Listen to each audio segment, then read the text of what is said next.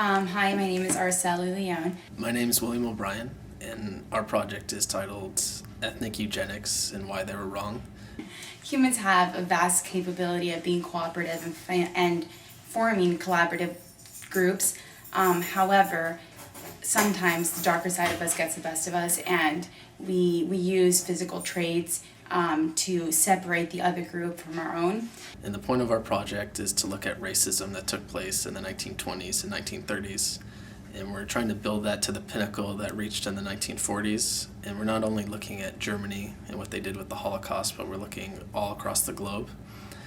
We go into specifics on how they tried to differ between the races and how they used many discrimination methods. We look at what we did in America with discrimination against Japanese Americans, African Americans, and homosexual Americans in the military and outside the military.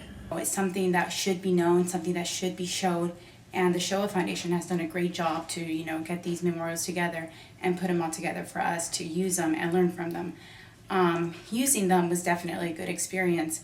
I often found myself looking at them for much longer than I had planned, like hours at a time.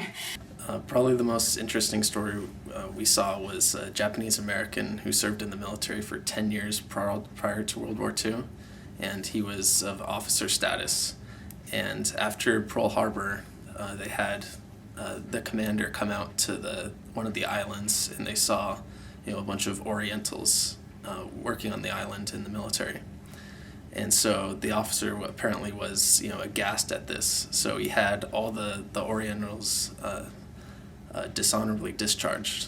So I got to see how that affected him, and how that negatively led to then Japanese internment.